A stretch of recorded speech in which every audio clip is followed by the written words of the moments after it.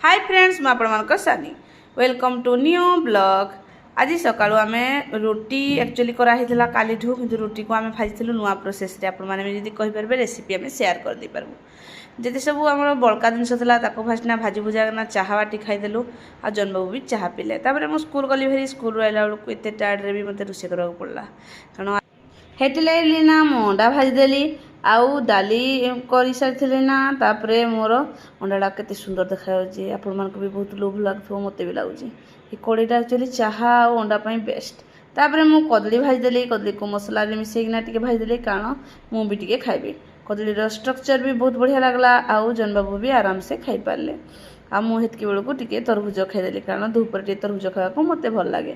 आज संध्या समय मुझे जिम जाइली जिम रु फेली सारा बेलू रानी आज तरभुज काटला जन आउ रानी दुजन जाक खाऊले तरभुज आ रानी एपटे तरकारी बसईला सी आसला जो दिन अच्छे दिन मोर राति ड्यूटी पूरा बंद सी मोर तरकारी बंदी रुटी बंदी बहुत खुशी है मुझे आराम से खाई पार्टी। आज तो ये पुणी चिटका मिटका भी होता आ जोड़ा आपण मानक तो भल न राति के खाऊ नुवे कि मो भाया लोक खाती बिना लुण मत भल लगे